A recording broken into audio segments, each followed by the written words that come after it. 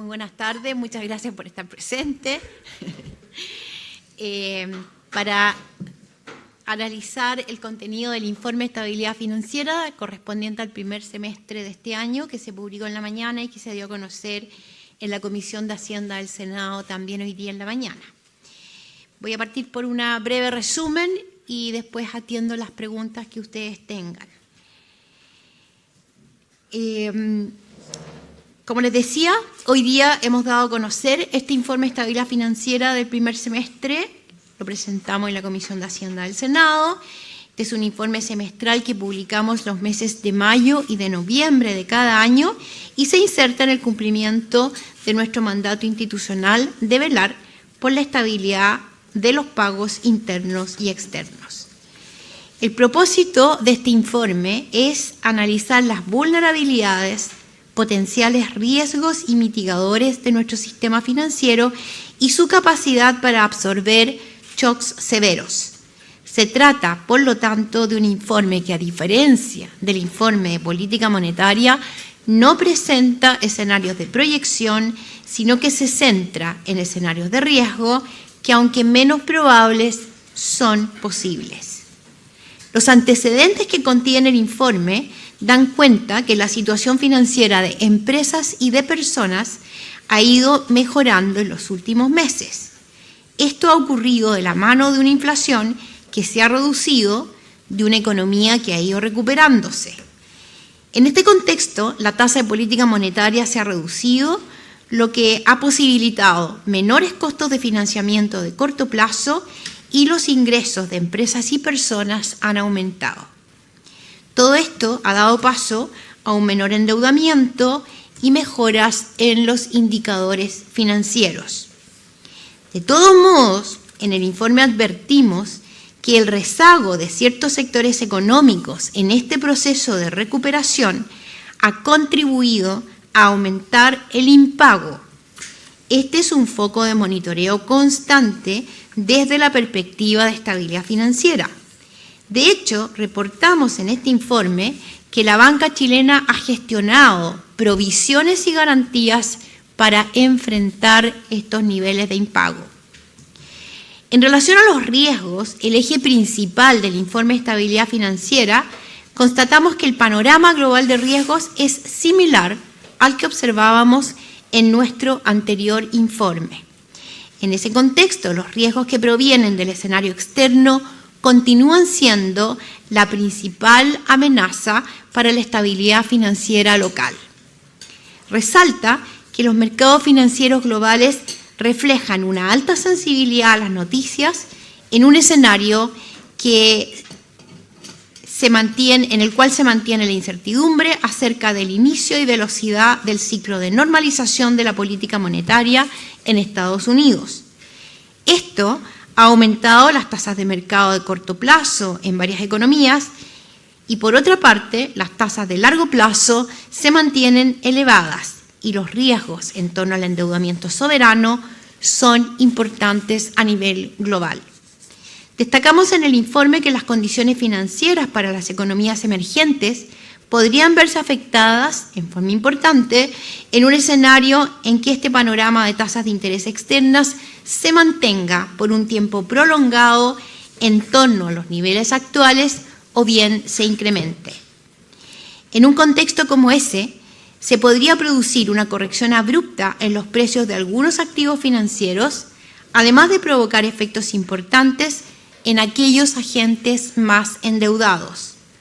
Todo esto en un entorno en que se mantienen las vulnerabilidades en algunos segmentos de los mercados de crédito. Destaca el sector inmobiliario no residencial, que mantiene la atención de los reguladores en las principales economías. Los ejercicios de tensión que contiene el informe de estabilidad financiera muestran que la banca tiene capacidad para enfrentar shocks severos. Estos se complementan con ejercicios que evalúan la situación de los hogares y de las empresas ante escenarios de este tipo. En este caso, la deuda en riesgo de ambos no sufre mayores cambios respecto a informes previos, en parte porque el mayor impago es compensado por la reducción de las tasas de interés y la inflación junto con mayores ingresos. Se suma el informe de estabilidad, en suma, el informe de estabilidad financiera da cuenta que la economía cuenta con la capacidad suficiente para hacer frente a escenarios de tensión severos. No obstante, es importante que sigamos trabajando en mejorar nuestra capacidad para hacer frente a esta clase de episodios. En este aspecto destacamos la necesidad de seguir recuperando la profundidad del mercado financiero, cuyos indicadores se mantienen por debajo de los observados previo a la pandemia. Esto es relevante, pues un mercado de capitales de menor tamaño incide en las condiciones de financiamiento de mediano y largo plazo y tiene menos capacidad de mitigar los shocks que pueda enfrentar la economía. Por otro lado, la banca deberá continuar preparándose para enfrentar los desafíos asociados a la convergencia de Basilea III, por lo cual deberá seguir fortaleciendo sus bases de capital. Muchas gracias y quedo ahora disponible a atender las preguntas, las consultas que tengan.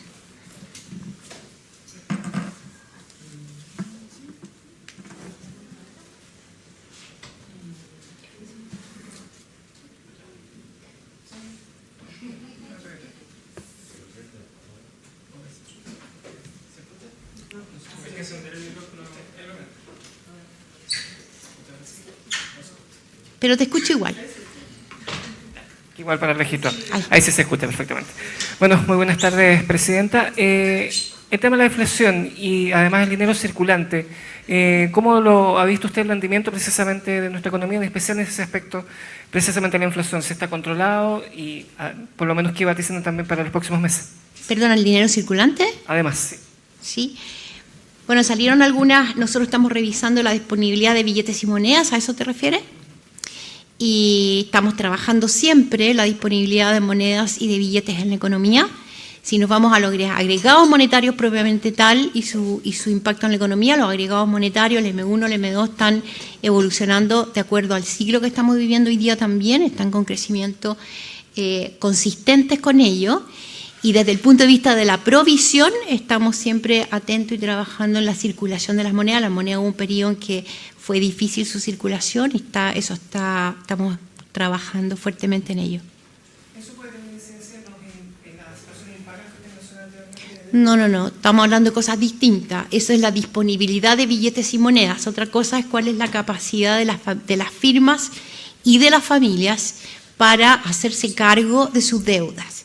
Y lo que dice el informe es que en la medida que el ciclo ha ido evolucionando como se esperaba, que el proceso de ajuste de la economía se ha ido materializando y que de aquí en adelante la economía empieza su trayectoria de crecimiento, ello hoy día ya se empieza a ver algún efecto en la familia y en la firma. Las firmas están observando mayores niveles de venta, eso aumenta sus ingresos. Por el lado de la familia también hay alguna recuperación del ingreso en la medida que la inflación le impacta menos que antes. La inflación hoy día no le está quitando poder adquisitivo y en la medida también que el mercado laboral empieza a observar niveles bajos pero de crecimiento del empleo y eso también está incidiendo positivamente en su carga financiera. Entonces tenemos que las firmas y los hogares están observando mejores indicadores financieros por sus capacidades que han ido evolucionando con la economía, no tiene nada que ver con la provisión del dinero en circulación. Y eso es parte del análisis. Ahora, eso está conviviendo con una situación de una economía que viene ajustándose y que se materializa en que haya sectores rezagados que están empujando al alza los niveles de impago. Eso lo vemos en algunos sectores productivos, más importante, donde vemos un punto de atención mayor, construcción, inmobiliario y comercio. Por el lado, si uno hace una mirada distinta, aquellas firmas que obtuvieron crédito FOGAPE también están observando con algún impacto mayor en el impago, un crecimiento mayor en el impago que otras en la economía.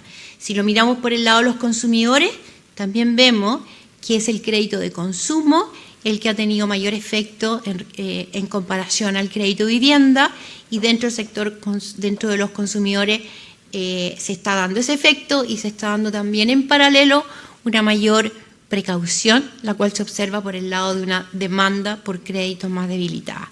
Son dos temas distintos.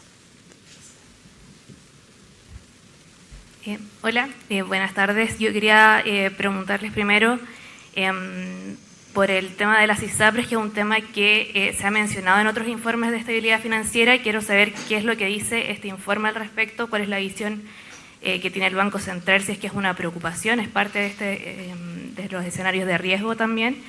Y como segundo punto, quería saber cómo se pondera en este informe la incertidumbre por las reformas pendientes que hay todavía, en específico por la reforma previsional y su relación también con el mercado de capitales. ¿Es un riesgo que no se resuelva esto en el corto plazo? Sobre la primera pregunta, sobre el tema de las ISAPRES, al igual que en el informe previo, hay una referencia sin duda a la situación de las ISAPRES. La situación de las ISAPRES se puede analizar desde al menos dos perspectivas. La situación que involucra a los beneficiarios de las ISAPRES, que sin duda tienen un impacto en el bienestar, en la calidad de los servicios, sin duda es importante. Pero también como el foco del informe es de estabilidad financiera, lo que hace el informe es dar cuenta de qué impacto o qué relevancia puede tener dentro de la cartera del sistema bancario, tanto directamente a través de las ISAPRES como de algunas industrias relacionadas.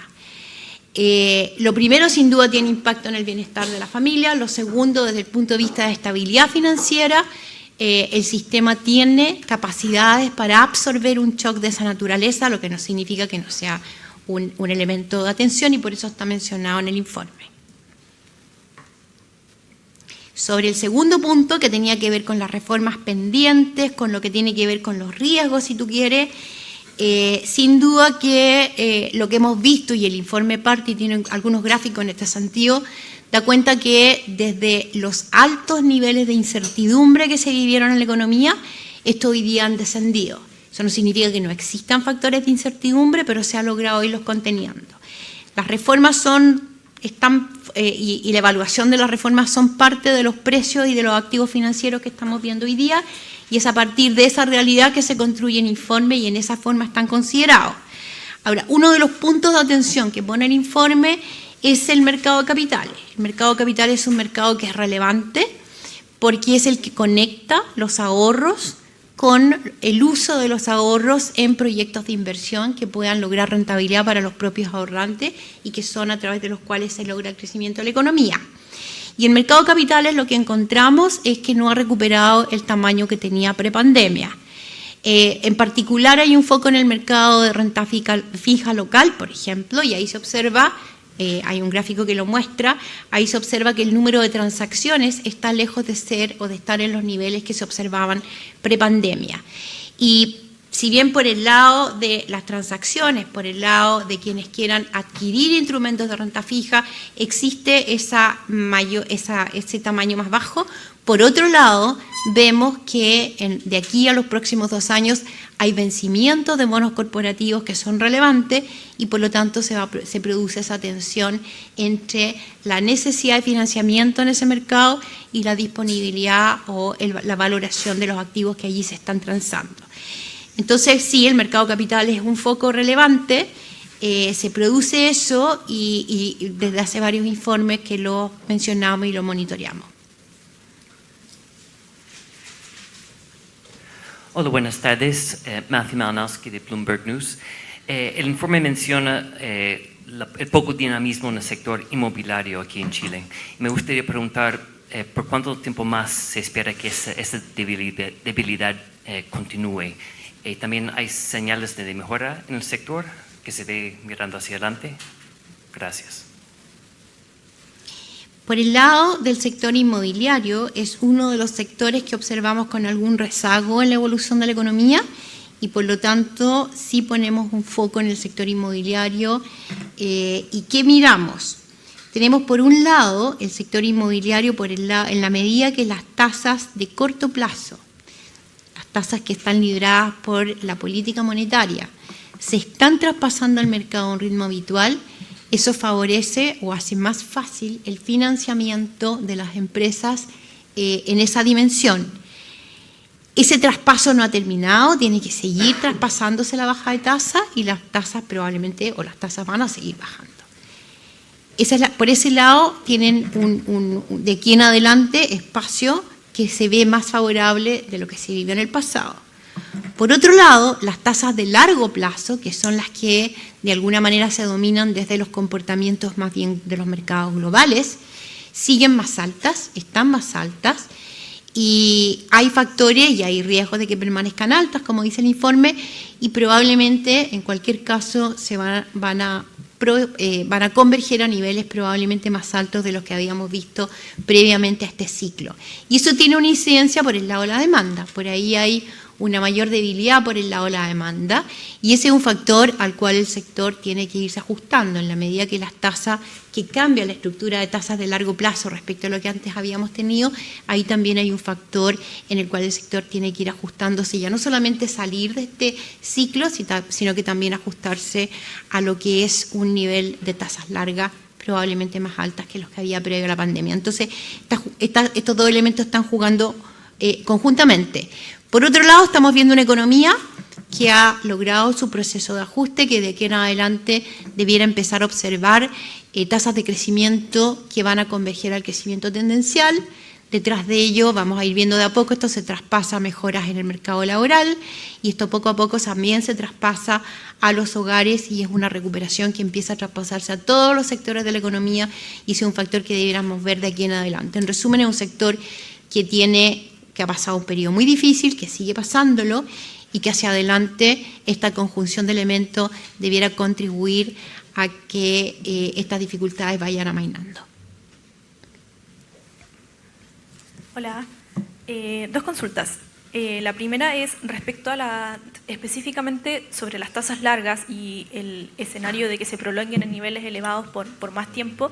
¿Cómo afecta eso en específico, o cuál es el escenario de riesgo en específico para la deuda soberana chilena? Y la segunda consulta es el mayor costo de financiamiento y un escenario de financiamiento debilitado. ¿Cómo se condice esto con una eventual recuperación de la economía real este año? Sobre las tasas largas, como te decía, las tasas largas están dominadas más bien por el escenario internacional, y los movimientos que hemos ido viendo en el escenario internacional se han ido traspasando a la economía local. Sobre la deuda soberana propiamente tal, la deuda soberana es el instrumento de menor riesgo, solamente tiene incluido el riesgo país, es el instrumento de menor riesgo que tiene el país, de manera que en la medida que la tasa soberana se ancla en el costo de estas tasas largas y a eso se le suma el riesgo país, esa tasa se traspasa al resto de los agentes, sobre ella se le va incorporando el riesgo propio de cada agente. Por eso que es importante, primero, el nivel de las tasas largas, segundo, el nivel de riesgo del gobierno, y tercero, el riesgo adicional que le incorporan los sectores. Y el riesgo país, el riesgo del gobierno va disminuyendo en la medida que la economía se estabiliza, en la medida que hay credibilidad, en la medida que hay confianza en lo que pasa en la economía local.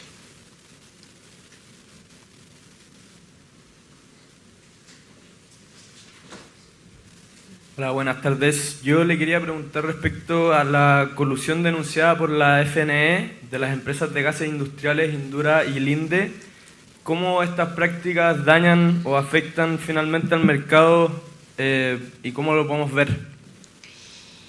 Este es un evento que está que la Fiscalía le traspasa al Tribunal de la Libre Competencia, y yo creo que tiene que esclarecerse con mucha rapidez, porque sin duda malas prácticas dañan la credibilidad de los mercados, le hacen daño, y por lo tanto deben despejarse. Y también le quería preguntar si cree que deberían ser más duras las leyes contra este tipo de prácticas. Al Banco Central no le corresponde ese tipo de definiciones. Lo que sí te puedo decir, este tipo de prácticas no son buenas para los mercados tienen que funcionar en forma transparente, tienen que tener reglas claras, tienen que atenerse a las reglas claras, y la institucionalidad tiene que trabajar y despejar todas las dudas al respecto, sancionar si corresponde, despejar qué es lo que hay detrás de lo que está pasando, y está en las instancias institucionales que corresponde para responder todas esas preguntas. Muchas gracias. Buenas tardes. Yo quería volver un poco al sector inmobiliario y de construcción, ¿cierto? Quiero saber un poco cuáles son las condiciones de las que habla el informe que se deben dar para que este sector de cierta manera caiga, y cuál es el segmento de esta área específicamente que sería la afectada. Más que pensar con las condiciones que se tienen que dar para que este sector caiga, este es un sector que tiene rezago, este es un sector que está enfrentando dificultades, que fue golpeado dentro de toda esta trayectoria del ciclo que hemos estado viviendo en los últimos años. Es un sector que en ese sentido está enfrentando dificultades. Nosotros ponemos un foco de atención, ponemos un punto de atención en la construcción, es uno de los sectores que estamos mirando, y igual como contestábamos para el caso del sector inmobiliario, en la medida que las tasas de corto plazo, las tasas del crédito comercial vayan recogiendo condiciones financieras menos estrechas a través del traspaso de la política monetaria, se facilita el financiamiento a una tasa más baja, mejoran las condiciones financieras. De aquí en adelante, en la medida que la economía converja hacia el crecimiento de tendencia, eso también favorece, y de aquí en adelante esos son los factores que deberán dominar, pero es un sector que se presenta en el informe como uno de los sectores rezagados y que por lo tanto tiene altas tasas de impago. Perfecto. Y por otro lado quería preguntarle cómo ven la situación de Socobesa para la estabilidad del mercado financiero. ¿Cuál es el riesgo sistémico que esto puede tener?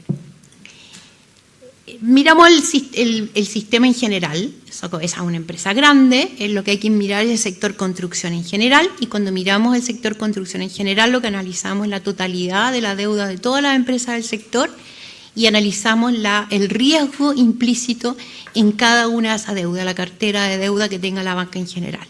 Lo que hace el informe es tomar la cartera de endeudamiento de toda la banca, la analiza a través de cada uno de los sectores, ve la probabilidad, los impagos que tiene, la probabilidad de que caigan en impago de aquí en adelante, y a partir de esa última definición la banca tiene que ir haciendo provisiones. Y lo que vemos en el informe es que la banca ha ido realizando las provisiones que se mandatan, ha ido estableciendo las garantías que se mandatan en razón de cómo evoluciona este indicador de incumplimiento, incluyendo la deuda que podría caer en riesgo aunque hoy día no haya caído. En función de ello se han ido haciendo estas provisiones, se han hecho provisiones adicionales, y es una de las razones por la cual cuando uno somete a estrés severo a la banca, esta supera o es capaz de salir resiliente frente a esos escenarios extremos. Perfecto, muchas gracias.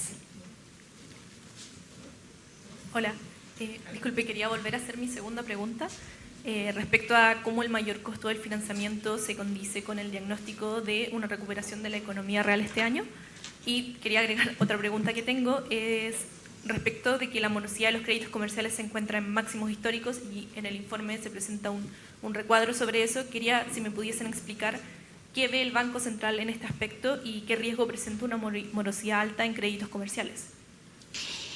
La morosidad alta o el impago alto, como te decía, está teniendo la trayectoria y está recogiendo las dificultades que todas las firmas y los consumidores, en el caso del crédito consumo, han traspasado en todo este proyecto, en todo este proceso de ajuste en el ciclo macroeconómico. Junto con eso, lo que estamos viendo en la foto actual es que las condiciones financieras de empresas y de personas empiezan ya a notar alguna mejora. Y ello se nota en la carga financiera que hoy día estamos midiendo en los hogares. Lo tenemos en el informe separado por quintiles de ingresos también, y se observa también en las mejoras de los indicadores financieros de carga financiera de las firmas. Esto se va a ir traspasando, eso significa que el incumplimiento en algún minuto, esta tasa de crecimiento que estamos viendo, debiera empezar a amainar en la medida que se traspasa estos mejores indicadores y que se siguen mejorando.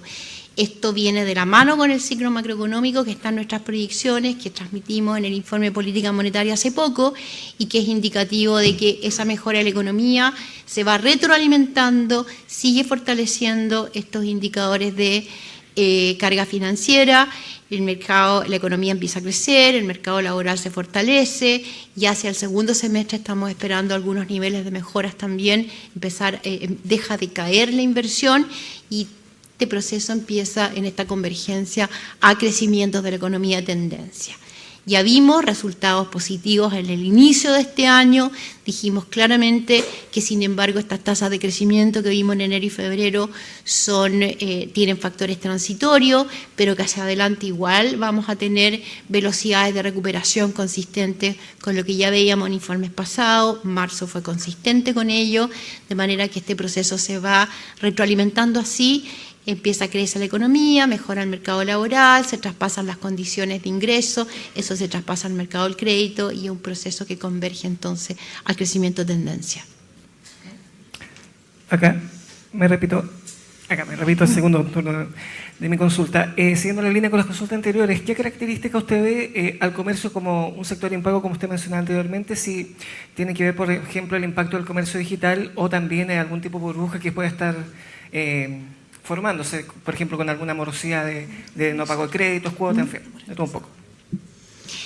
De nuevo, ese es otro ejemplo de otro sector que tiene el proceso propio del ciclo, pero además está observando cambios estructurales y por lo tanto también tiene que adaptarse a esta situación en la cual compite o tiene canales de comercio que tiene que ir incorporando a sus formas de funcionamiento como son los canales digitales. Pero siendo nuevamente uno de los sectores afectados que está dentro de los rezagos, es también un sector que en la medida que las ventas empiezan a mejorar, ve mejorar también sus condiciones y sus indicadores financieros y entra en un ciclo, empieza a salir de este ciclo y empieza a caminar hacia un ciclo más consistente con una economía que ya empieza a caminar hacia el crecimiento de tendencia. Tenemos acá las preguntas que nos envió Diario Pulso respecto al mercado de capitales. ¿Por qué el Banco Central está alertando en cuanto al bajo nivel del mercado de capitales? La poca profundidad del mercado de capitales se debe a los retiros de los fondos de pensiones. ¿De qué depende que el mercado de capitales se recupere a la profundidad que existía antes de la pandemia? Bueno, el mercado de capitales es un elemento de atención en todos los informes de estabilidad financiera. No es primera vez que mencionamos la evolución del mercado de capitales y por lo tanto es natural para nosotros que esté presente. La profundidad del mercado de capitales es relevante en cuanto contribuye a la estabilidad frente a shocks. El funcionamiento del mercado de capitales es muy relevante en tanto es el conector entre los ahorros y la inversión y por lo tanto es un canal muy importante de este proceso o es muy importante en esta canalización de recursos hacia proyectos rentables de inversión. Aquí estamos juntando el ahorro con las necesidades de inversión y las necesidades de financiamiento de los distintos agentes de la economía. Lo observamos que tiene, como les comentaba al principio, niveles de transacción algo más baja, por ejemplo en el mercado de renta fija, y claro, los retiros tuvieron una incidencia. Uno puede analizar la magnitud de la caída de los ahorros de largo plazo, no se ha recuperado. También pueden haber otros elementos adicionales y es esencial para el buen funcionamiento del mercado de capitales que exista transparencia, que existan reglas claras, que exista un funcionamiento adecuado en ese sentido, que la institucionalidad lo acompañe y también es relevante el ahorro. No sé si quieren agregar algo. No, efectivamente, en los distintos informes de estabilidad financiera se ha ido documentando el impacto que ha tenido esta menor profundidad del mercado de capitales en varias dimensiones. Hemos publicado algunos indicadores que hemos ido siguiendo, monitoreando IEF a IEF. Como mencionaba la presidenta, dimensiones de liquidez, de turnover en el mercado de renta fija, el volumen de activos que administran los inversiones institucionales, sus comportamientos en decisiones de inversión en el mercado de derivados. Es algo que ciertamente vamos a seguir monitoreando y entonces en este informe lo que se pone como un mensaje importante es que si bien se ve alguna recuperación en algunas dimensiones de activos administrados por inversiones institucionales, por ejemplo, todavía vemos estos indicadores de un mercado en que todavía no tiene toda la capacidad, como decía la presidenta, de atender todas las necesidades de financiamiento que pudieran haber a futuro y eso impacta obviamente las condiciones de financiamiento para todos los agentes, en los plazos, en los spreads. O sea, algo que vamos a seguir monitoreando.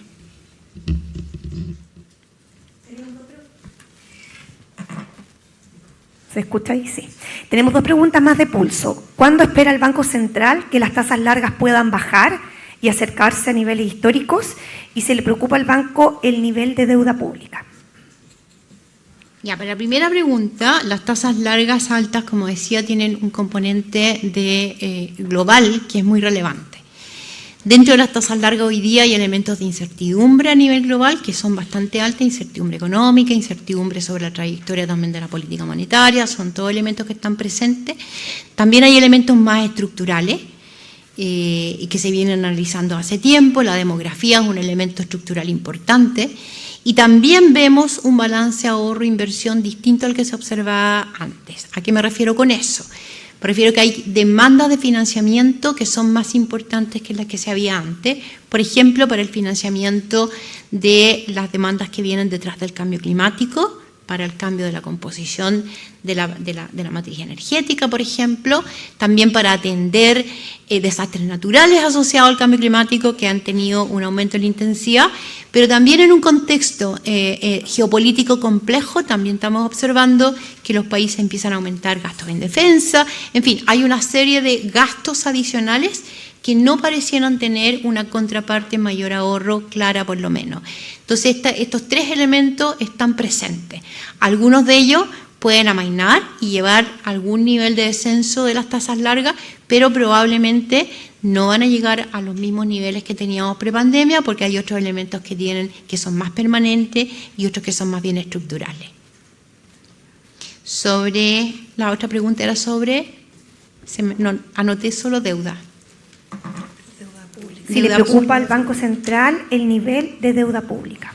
Bueno, el gobierno ha fijado una regla que tiene dos componentes y uno de ellos es la deuda pública. El último informe de finanzas públicas da cuenta de que esa deuda se estima fluctuará en torno a 41 puntos del producto.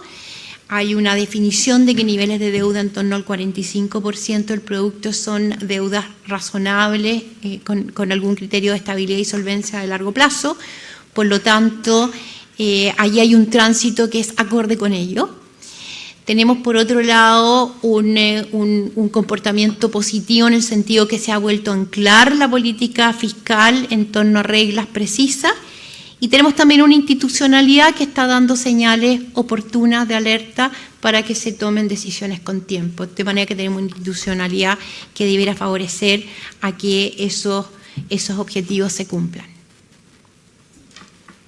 Y para finalizar tenemos preguntas que nos envió el medio Ex Ante.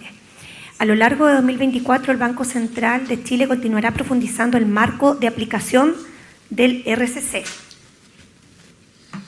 incluyendo una definición de su nivel neutral.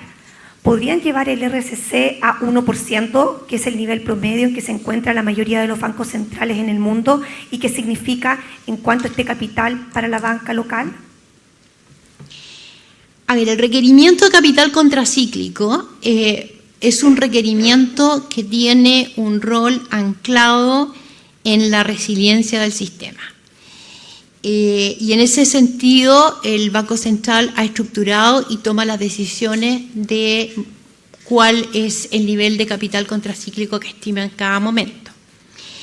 Detrás de la decisión de llevar el capital, de activarlo y llevarlo a 0,5% de los activos ponderados por riesgo un año atrás, lo que había una evaluación de que habiendo presencia de riesgos que podían materializarse, que eran significativos y que podían tener un efecto relevante sobre la economía, sobre el sistema financiero, era importante contar con un instrumento macroprudencial adicional.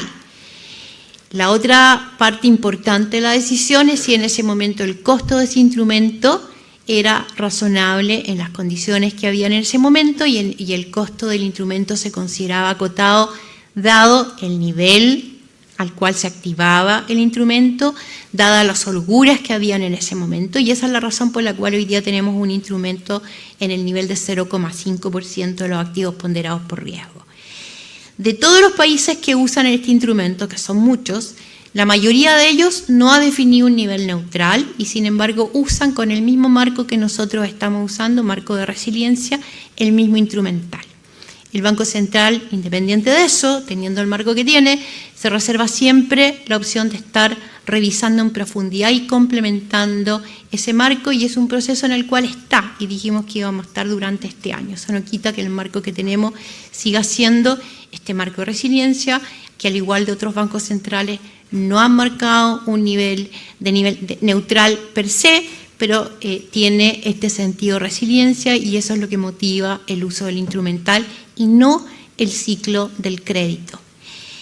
Dicho lo anterior, exista o no exista un nivel neutral, los países que sí han definido nivel neutral, eso no significa que el nivel del buffer se mantenga en el nivel neutral, puede estar por arriba o por abajo del nivel neutral, de manera que son las condiciones que requiera la decisión de política macroprudencial en cada momento las que van a definir su nivel, entendiendo que este es un instrumento que trabaja con el capital y que por lo tanto es prospectivo y tiene que mirar muy en el largo plazo y dar señales de largo plazo.